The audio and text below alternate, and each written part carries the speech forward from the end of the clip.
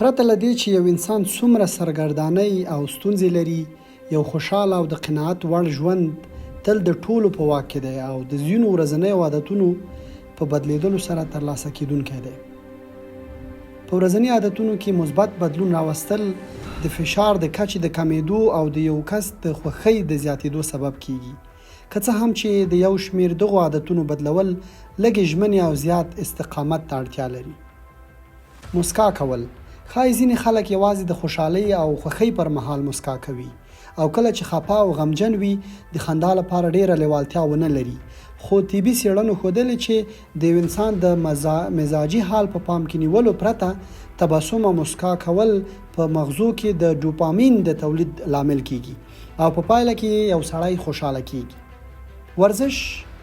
ورزش یوازې د بدن سلامتیا نه تضمینوي، بلکې د علمي څېړنو له مخې منظم فزیکي تمرین فشار، اضطراب او خفګان راکموي او په ځان باور او خوښي رامنځته کوي.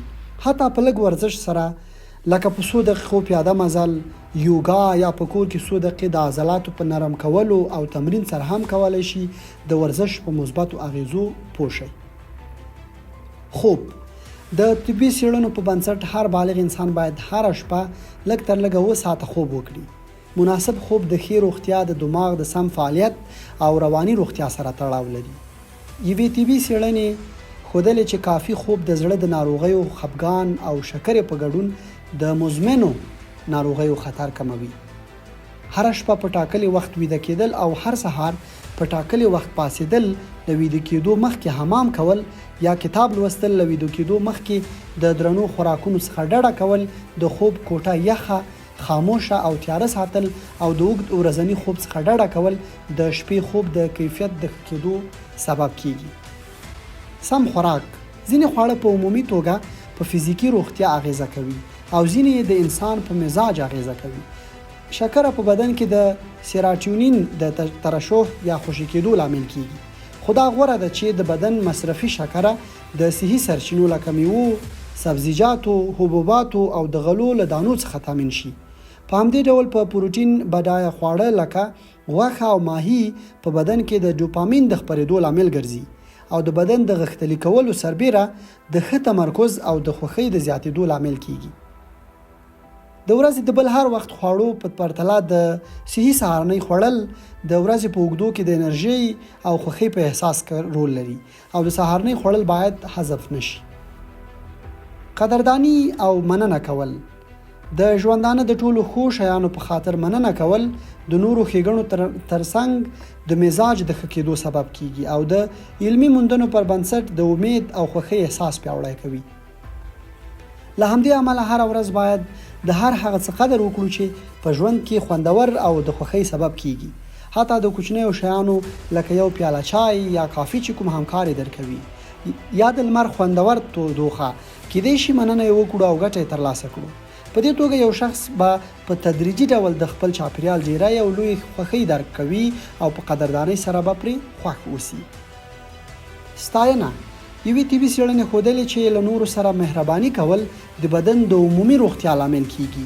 په اخلاص سره د نورو ستاینه کول نه یوازې د نورو د خوشحالۍ سبب کیږي، بلکې ستایونکي ته هم د خوښۍ احساس ورکوي، په ځانګړې توګه که دا د مسکا او تبسم سره مل وي. ژوره ساه اخیستل. عصبي ستړیا، د عضلاتو شخوالی، د اوږد درد او داخلي تکلیف په ژورو ساه اخیستو سره لږ څه راکمیږي. طبي څېړنو ښودلې چې د پوزې له لارې څو ځلې ورو او ژور تنفس کول په دې ډول چې سترګې پټې وساتل شي او د یوې خوږې خاطرې یا یو ښکلي ځای په اړه فکر وشي او بیا د خولې له لارې هوا وایستل شي د فشار او سټرس د کمیدو سبب کیږي. د ناخوښو شیبو منل. ناخواله او پیښې د هر انسان د ژوندانه یوه برخه ده. که بد خبر ترلاسه شي او یا کومه تېروتنه کیږي چې د یو کس د ناخوښۍ لامل شي، یو څوک باید د خوښۍ تظاهر ونه کړي. د ناخوښ حالت منل په خپله یو تمرین دی چې انسان اړ کوي چې له دې حالت څخه د وتلو په اړه فکر وکړي.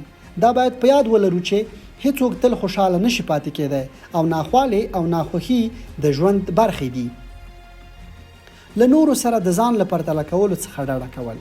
علمي څېړنو ښودلې چې له نورو سره د ځان پرتله کول که د کار په ځای کې وي یا ټولنیزو شبکو او یا هم په چاپیریال کې کله ناکله د ناخوښۍ په ځان د باور د کمیدو او حتی د اضطراب او خفګان لامل کیږي.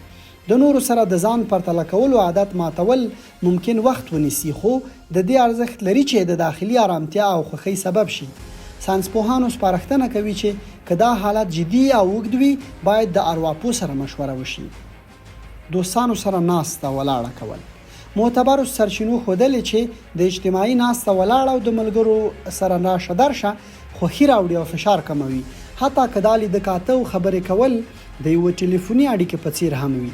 همدارنګه طبي موندنو ثابته کړې چې په رضاکارو ګروپونو کې کار کول یا په یو درسي ټولګي کې ګډون کول چې ټولنیزې اړیکې رامنځته کوي، د مزاج زیات مثبت بدلونونو رامنځته کوي. 19 پروګرام 19 مهالویش درلودل او د هغو کارونو یو ساده فهرست جوړول چې په راتلونکي اونۍ کې باید ترسره شي د فشار او سټرس د کمېدو سبب کیږي. د دې کار لپاره د کمپیوټر پر مختلفو پروګرامونو یا د پلان جوړونې اپلیکیشنونو ته مراجعه کول اړین نه دي. یوازې د اونۍ کارونه لکه له ډاکټر سره لیده کاته، سودا اخیستل، ورزش کول او یا د دفتر او سوداګریزو چارو سمبالول چې په یو کاغذ پاڼه ولیکل شي د انسان د ذهن د آرامۍ سبب ګرځي. د ټلیفوني اړیکو کمول. طبي سرچینو دا حقیقت هم درکړی چې له ټلیفون سره ډیر تماس او مصروفیت د دماغ په فعالیت کې د بدلون لامل کیږي او بل اخره د انسان په مزاج اغیزه کوي. یوې طبي څېړنې ثابته کړې چې د ټلیفون سره ډیر مصروفیت د دماغ د ادراکي فعالیتونو او د عاطفي او خلقي بدلونونو جدي ستونزې رامنځته کوي. ارواپوهان سپارښتنه کوي چې په ټلیفون د مصروفیت یو اندازه وخت باید د مطالعې، فکر کولو، ورزش کولو او د ملګرو سره معاشرت کولو په څیر فعالیتونو ته وقف کړای شي. د چاپیریال سره اړیکه. د علمي موندنو په بنسټ په اونۍ کې 10 دقیقې په طبیعت او شنه چاپیریال کې تیرول د وینې د فشار د کمیدو او د خفګان د مخنیوي لامل کیږي. دا اړینه نه ده چې د طبیعت سره د تماس او شنه چاپیریال ته د تګ لپاره لسګونه کیلومتره مزل وکړئ. کوم نږدې پارک ته تلل یا د کور په ګلانو او بوټو کې بوخت کېدل او تازه هوا تنفس کول هم زیاتې ګټې لري. دا غوره ده چې پیاده تګ او یا ورځنی ورزش په شنه چاپیریال او تازه هوا کې وشي. له ارواپوه سره مشوره کول. کله چې یو څوک فکر کوي په یو ستونزه او اندېښنه کې ده او ورته د حل لاره موندل ستونزمن وي، که پورته ذکر شوي میتودونه دا ستونزه حل نه کړي، باید د ارواپوه سره مشوره وشي. دا باید په یاد ولرئ چې د ډاکټر سره مشوره په یوې رواني ناروغۍ باندې د اخته کېدو په څیر ده. د رواني روغتیا متخصص کولای شي تاسو ته په ښه بڼه در زده کړي چې څنګه د زورونکو فکرونو له منګولو څخه ځان خلاصولی شئ. د ځان غم خوړل. د اوسني عصر بوخت ژوند کله ناکله د خلکو څخه ځان ته د پاملرنې فرصت اخلي، خو د خپل ځان د نازولو او پاملرنې لپاره باید وخت ځانګړی کړئ چې فزیکی او رواني روغتیا دواړه مو ډاډمن شي. حتی سلماني ته تاګ او ویښتان جوړول او ګرم حمام کول، د خوښې وړ رستوران ته تلل، د خوښې وړ خوړو پخول یا سینما یا پارک ته تلل د ډیرو روحي او رواني فشارونو د تسکین سبب کیږي. باید په یاد ولرو چې که څه هم کومه روغتیایي ستونزه نه وي، په کال کې یو ځل فامیلي ډاکټر او د غاښونو ډاکټر ته ولاړ شئ. د فزیکی روغتیا ډاډ د ذهن د آرامتیا او سکون سبب کیږي. کلنۍ یاداښت. د هر کال په پیل کې ځینې خلک معمولاً د تیر کال فعالیت او د راتلونکي کال لپاره پلانونو او ژمنو ته بیا کتنه کوي، خو د تیر کال د کړنو په بیا کتنه او ارزونه کې باید پر ځان سخته تیره نه کړئ، ځکه د نیمګړتیاو د سمولو لپاره بل کال په مخ کې دی. دا غوره ده چې پورتنی موارد د نوي کال په ژمنو کې شامل کړئ. د رواني روغتیا پوهان په دې باور دي چې د ورځنیو عادتونو بدلول او د پورته ذکر شوو موادو او یو څو شیانو په پام کې نیولو سره که فشار او ناخوښي په بشپړه توګه له منځه لاړ نشي، لږ تر لږه به کم شي او د خوښۍ لپاره به لاره هواره شي.